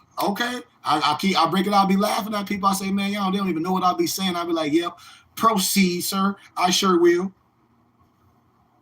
Vice Admiralty Courts are courts established in Queen's possessions beyond the seas with jurisdiction over maritime, causes and those relating to prize, aka booty, anything like that. The United States is now a colony, a possession of the England Crown, per a joint commercial venture agreement between the colonies, the United States and the Crown. When people be acting like they finna change some constitution, you're not finna change nothing you had nothing to deal with. I can show you how to defend it, because in the Constitution, you can do everything you need to do. But we're dealing with goofballs, which brought the United States back under British ownership and rule in 1933. But the American people had a standing in law as what? Sovereigns. It said the American people as what? Sovereigns, independent of any connection to the United States and the Crown. This standing in law necessitated the people be brought back under British rule, quietly, and at one time. But the commercial progress of redemption through the so-called UCC will redeem us from the travesty. All courts in America are vice admiralty courts conducted to private foreign commerce of the Crown. But there is commercial remedy in redemption in law. When you can look up this stuff, that's why a lot of stuff I don't teach on here, because people take it out of context and get their head bust wide open to the white meat. It be leaking out. The flying monkeys, commanded by the wicked witch of the West, were really the Tartarian griffins. Y'all heard me. Sent east to halt the potential spread of freedom to the individual and to continue into the great legal deception of every being outside the sea under admiral law. See, let me just go back when some more talk about, oh, I want to do some status correction, and somebody say they're going to do this and they're going to make you something. Only thing they can make you is a Freemason. And I be breaking this down. I say, man, you want to go back in slavery. I'm trying to fly free. I'm a fucking referent trying to give you your slavery. I'm trying to show you how to proclaim, declare, and have due process. I'm a map and a guide, a tribal leader. I'm telling you how to do process. I'm teaching you about the Declaration of Human Rights, Article 15, House Joint Resolution. I'm teaching you about all that, man. I'm teaching you about all that. The SF 181 form. You know, the flying monkeys by the wicked witch of the West were really the Tartarian griffins sent east to halt the potential spread, to halt the potential spread of freedom, to halt the potential spread of freedom to individual. See, that's what they said. We reverse it, like they always make it bad, to halt the spread of the individual. When you understand this as the individual and you come together as a group, as a tribe, understanding, individual, proclaim, declare, and have due process. It ain't nothing I can do. It ain't nobody on the internet can do for you. If that's the case, you tripping. You don't want to learn. You want somebody to, you want to be a slave. And to continue to the great legal deception of everyone being out to sea under admiral law. Those in power use the very suitable imagery and prose to mock the Tartarians. Dorothy's tactic was to drug them into unconsciousness by covering the countryside with poppy flowers, poppies, the source of heroin, opium, morphine, and then waltz and snatch the slippers. In other words, the best way to loot the gold was to dull the senses of the American people with a contrived crisis, the Great Depression. And of course, now we have illicit street drugs, heroin, cocaine, all that. Now you got what they get the kids, the Ritalin, television, bogus media, dishes out control, propaganda. Poppy drugs worked on Dorothy, the lion, and Toto, the flesh and blood entities, but had no effect on the Scarecrow or the Tin Man, the artificial entities. The two cried out for help. The two cried out for help, and Glinda, the good witch of the north, answered their cries with a blanket of snow that nullified the narcotic effect of the poppies on Dorothy, Toto, and the lion, as they all scampered toward the Emerald City, the city of green, non-federal Federal Reserve notes, the new fiat money, money by decree. We hear the Munchkin singing the glories of the Wizard's creation. You're out of the woods. You're out of the dark. You're out of the night. Step into the sun. Step into the light. keep straight ahead for the most glorious place on the face of the earth, the stars. And often griffins were portrayed as feminine, the feminine divine of nurture, nature, love, creativity, attraction, principle, honored and revered and celebrated. So I stop right there. Islam? Islam. I mean, we don't have to argue about nothing, man. And as we start breaking them books down, those ancient Jewish books that I got, and I show y'all all in there from 1818, it's nothing to disagree with. Nobody will be having, oh, they this, they that. They tell you they converts. They tell you that they Khazars with a K, with a C. I don't have to argue with nobody. And I don't even have to use their writers. I can use their commentaries. I can use all the encyclopedias. I can use their first century writers. And then I can get in modern writers. Like Harold Kohler, the 13th tribe. I can get all in, what's the name? Henry Ford, the international Jew. I can get all into the white cargo, all of that, modern. And I ain't even jumped all through it. But I can get in all the old commentaries and the ancient books, the Talmud, the Zohar, the Book of the Mormon, which come from the view of the Hebrews, and just break all those books down. But then those ancient history books that they talk about and show exactly what it is from no biasness.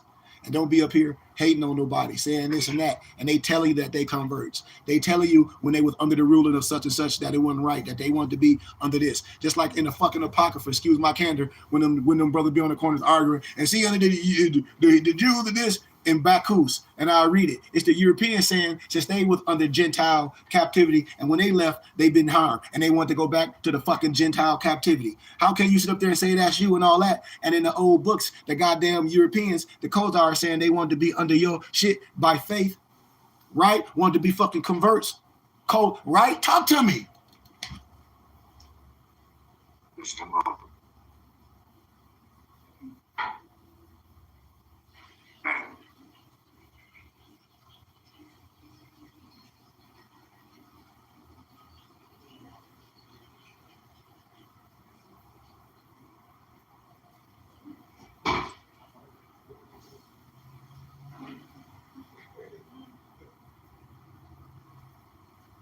You see what I'm saying, Noble? We sit up here and make all these arguing, have all these religious groups talking all this crazy stuff. And I said, dude, you contradicting yourself. Like, the history is there. Right? So that's it from the demonstration, man. I tell brothers, man, research, come to class and learn. Don't get caught up in nobody just doing little snippets. All these religious groups, I'm saying you a Hebrew, this and this. I said, I get it. But dude, I understand excitement, but then after excitement should want to be some real learning. Because all this other, they tell you that they converts. All the old books that all these religious groups pulling out, man, I'm going to start pulling them out and breaking them all down for you. And they'll be like, dude, don't get caught up in that. Don't get caught up in that. They tell you that it converts. They tell you all that. It's all different nationalities, not just the so-called African per se. The world is big. So get out of that shit. You know what I mean? I know what the writings say. If you have them, you know what the writings say. You know what the writings say. Now, if they all say that and we can see it and they use it and I'm pulling it out and showing you after all that, now what? We still ain't going to come together?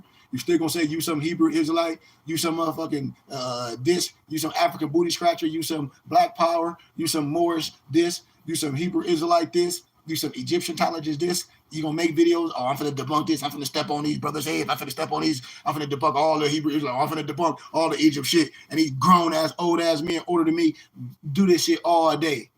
I said, dude, y'all making yourself look stupid downstairs, and all of them say they elder is Dr. Ben.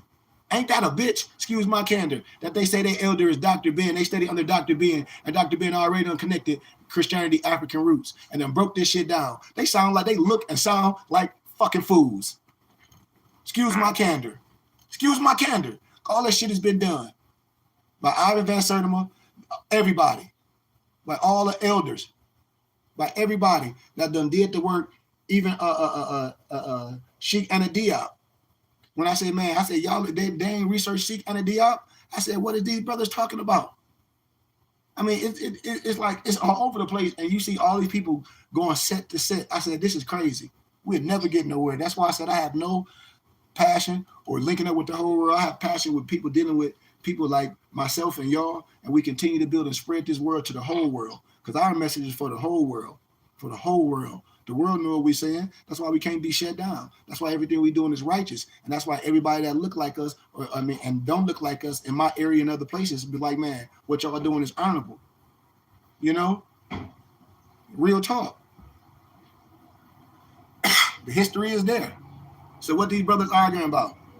You don't got to get on no goddamn TikTok and see nobody holding up a book and be like, damn, try to see the book and then try to go read and all. Man, we got the whole research here. We break it down for you can touch it. You can have it. It's nothing new under the sun. So now after all that, now what?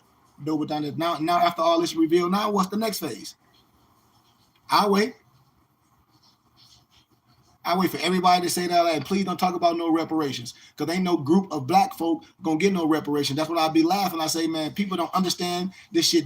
I don't care how many, and I'm gonna keep it real, because people be acting like they don't know what I'm talking about, but I don't say names. I don't care how many groups come together and make this talk about reparations, and the grown men that say they Moors hating on these people because anybody can get hustled. You know what I mean? I'm telling you ain't no one person finna get no reparations for no small group of black people. You got to be big smarter than that. Declare and have due process. Huh? Proclaim, declare, have due process. Not when it comes to no money. When it comes to no reparations, for a group of no people, when it comes to a reparation, man, it takes a certain amount of people doing things the right way to the world courts. You already know who you are legally and lawfully. You have the right to identify whatever you are. The Europeans did it. You use the law the same way. But as the people, no black folk is finna get no reparation. Only person got reparation is the slave master per se. When you black, when you all that, you have to restore yourself back to your original state before you tamper with. See, these is facts. No person finna get no reparation for a small group of niggas. Excuse my candor. I don't care how nobody like it when I'm saying it. It ain't happening. Never in life. Never will. How? How, Dantes, and you a slave and you a black? Nigga, black and color was never, you ain't getting ready to get nothing. What you gonna get? What you gonna get? Nothing. Can't do anything. Black, according to paper, black people didn't have no land enough. So what? Criminals of war, or you been up, and you been a slave all your life, born from the womb. You ain't never had nothing, own nothing. What can you claim? If you say this was a war and you've been took as a prisoner of war from your land and all this, and you say you a slave, well, according to their law, I don't care if it was we wasn't right, and I don't care if it was legal, but then certain things was law. So what you saying? If you identify as that, you ain't had shit, right? Anything you had, it was your master's. Anything you had was your master's. Anything. So what you talking about? You see? So that's what I'm saying, Nobles. Anytime you put black on anything, any religious group, they done. You should just shake a person's hand and be like, peace, my brother. You should be like, okay, peace, because nobody in ancient time called themselves black. See, this is the whole Trump on it. Show me anywhere in first century anybody identified as black. I keep breaking this shit down. They synonymous, cushy, all that. They should go around saying I'm black or nothing like that, because black was never to describe ethnicity in the first century. So when anybody, religious group, talk about we the ancient blacks, they done. You done with them because you wasn't ancient. You wasn't nothing black about you in ancient times. So where you getting that from? You should be done. And according to law today, according to science and law, isn't black dead? According to science and law, yes or no? According to science and law, black. According to science and law, according to pertaining to nationality, it's civil mortis. So if that's the case, why would you even use that? If you say you know law so much and just pertaining to that little ramification or that little aspect of law, which pertaining to who you are, and you're going to use something that, according to science and law and identity, mean dead, means civil mortis, why would you clearly use that and identify as dead? Why? Put dead in front of everything that you got. Y'all got the exhume of the nation. It's all in there. Everything I'm talking about is there. It's in the law books. It's in the history. The Dred Scott Law was never abolished. The 13th, the 14th, the 15th Amendment. I tell Morris to read the shit. I done broke this shit down a million fucking trillion times. And people be like, still not getting it. And the world laughing at us. Every time we come with that black shit, they like, dude, y'all talk all that more shit. Black according to science law and all these poor, happy Black History Day. Happy black this, but you call yourself a Moor. Black what? According to science and law, black mean death. We gonna open a black bank. I ain't putting my money in no dead bank. If you sit up here and say according to science and law, Dantes, and you would say it with your heart, according to science and law, black mean death. Why I want to put my money in your dead bank? But you so smart. You wouldn't want to. That's all I'm asking. That's all I'll be saying these more. I said, dude, that black stuff, dude, I don't have no passion for nobody with that black stuff. I identify as a Moorish American. What's my nationality? Moorish American. What's my race? I agree to Asiatic. What's my status? Free white. I tell you that out my mouth. You ain't got to ask nobody. For the record, for due cause, I next my L and my Bay on everything I signed. I ain't tripping. I tell you exactly who I am. So what problem? I'm not black. Ain't nothing black about me, because when you call me black, I'm screaming anti-Semitic. Every motherfucking time. I'm coming on your ass. I'm taking that as slander. Every goddamn time. That's slander. And I'm coming on your ass. And I told y'all to read the laws at work. I told y'all to read the religious laws at work. And I hope y'all took the time to read that shit. If people don't take the time to shit to read, then it's important. And there's some shit that's ever pop up when a motherfucker want to be an asshole to your ass at work and you don't know how to defend yourself, don't come to me and be like, shit, this happened, without knowing exactly how you supposed to put shit on notice what shit motherfucking say. And nobody can come to me after the fact like they don't have it. That's when I request stuff to say, hey man, if y'all working in jobs and all this, and you wearing your bonnet or your kufi, somebody gonna come to you. It happened to me when I worked for the state. Ask my empress. No disrespect, dumbass. I ain't gonna say what I want to say, but you know, nationality come to me or that a hat. This I said, dude. You know that ain't no hat. But I said, if you think of hat, you say something to me one more time, I ain't gonna say nothing to you. I'm gonna handle it the right way. Came to me again the next day with that dumb shit. Boom. Went right to HR. HR scared as hell, shaking like Don Knotts. Everything, all the kids in there come on the motherfucking PA. Burn, all the directors, please come to my office fucking immediately. You hear me? Immediately. That's a hell of a lawsuit. She in there crying. She like, what do you want to do? I said, I don't want to do nothing. I'm fucking with her. I said, just have everybody come in here and just say what you want to say. I said, I ain't into all that shit. You know what I mean? I'm just passing through anyway. I'm getting my credentials right to do things on my own, to go to the courts and be able to get kids on my own. So make a long story short, they thinking this motherfucker finna sue. All type of shit. She done said it.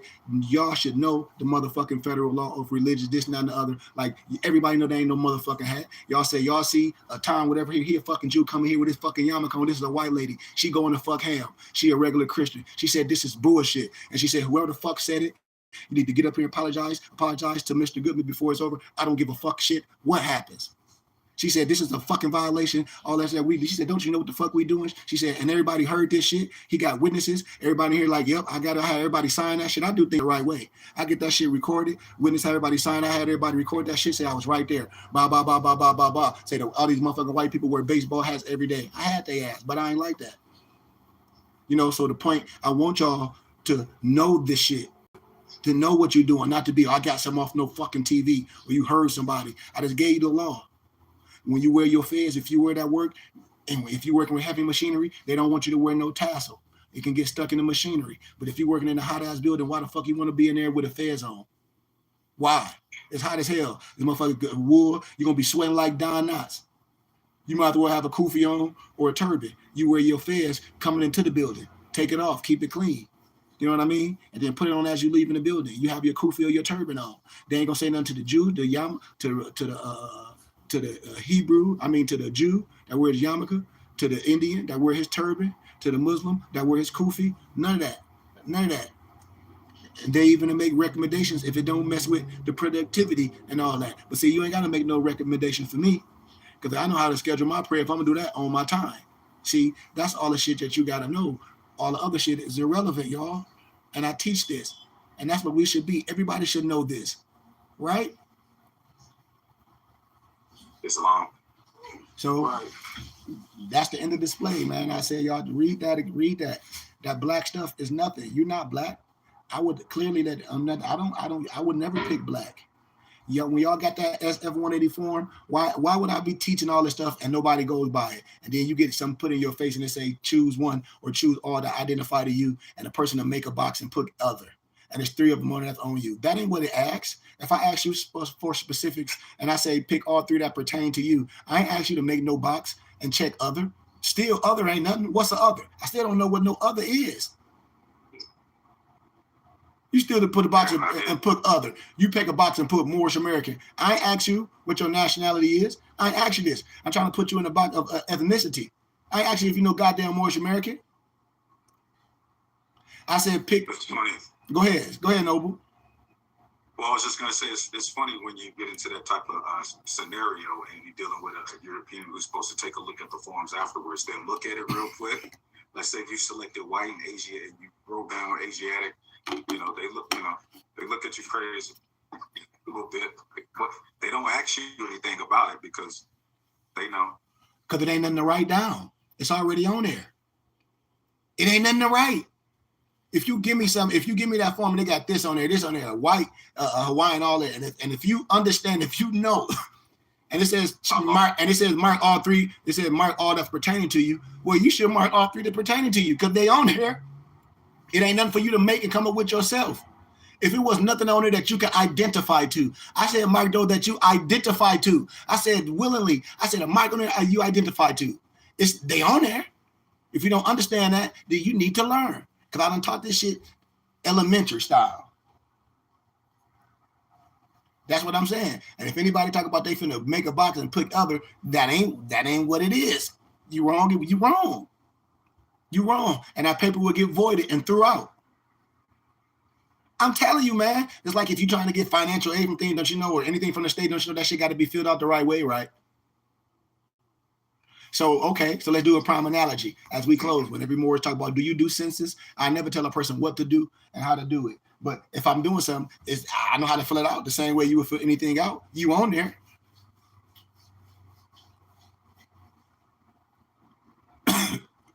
You on there if you understand this. Now, declaring out the due process as a people, taking it to the war courts is something else. When you got a petition with a certain amount of people on there to even make a stand, to even bring it up as a fight. And see, that's something different. But as an individual, I just been in here about proclaiming individually. Ain't that what I'm talking about here locally? Ain't that what we just been saying? And then tribally, to be identified as the tribe with the religious rights protect, you have a right of a tribal leader. Read the Declaration of Human Rights, Article 15. Read the religious rights of the indigenous people.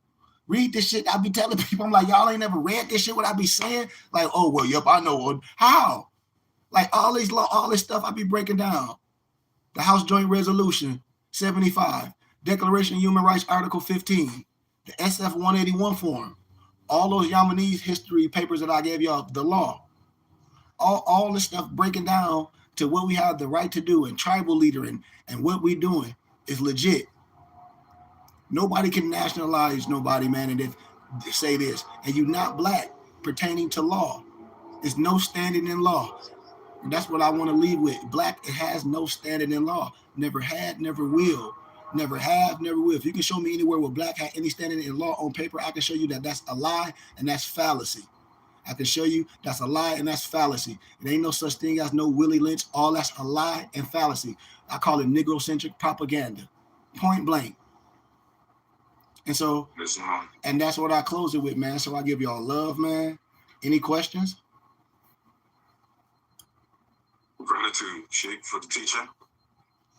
And like I said, I know y'all got the book, World Tartarians. I challenge y'all to read those books, man, and check out the science because it's in there. And like you said, I challenge you to take time on your own and research and do some reading so you can click up and have stuff to talk about and have dialogue. This is how we build. For our children can see us learning. For you can schedule your brain, work your brain just as much as your body. And then that will produce something in the flesh as we're coming together.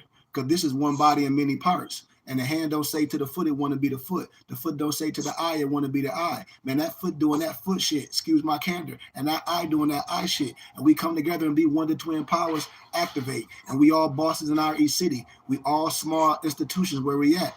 And that's what I want to leave with, man. And I love y'all, man. Let's continue to strive, Noble Dantes. I praise Allah for your new son, man, and your new noble and your empress and what we doing. And I give gratitude for everybody, man. You know, as we continue to learn and get better in everything we doing, man. Our meet and greet is coming up. We're going to have a glorious time. We're going to have an amazing time. And as we continue to go, man, we're going to push people to the science and continue to build value and get our presence felt even more and invite people to these scheduled teachings and adapt class and Sunday school and just continue to learn, man. And with that, man, I say I love y'all in peace, nobles. Gratitude, nobles. Islam, peace and love. Yep. Let's do our Moorish American prayer. Allah, the Father of the universe, Father of love, truth, peace, freedom, and justice. Allah is my guide, my protector, my salvation, by night and by day, through his holy prophet, Noble Ali, Shalom Alakim, Ayah Asha'ali, peace, peace, peace, peace, peace, peace, peace, peace, peace. I'll see everybody in the morning for workout if everybody going to be there and there Sunday school. I love y'all, man, and peace. Peace, peace. Peace, man. Peace. Peace. Peace, everybody on YouTube, those that's here. Peace and love.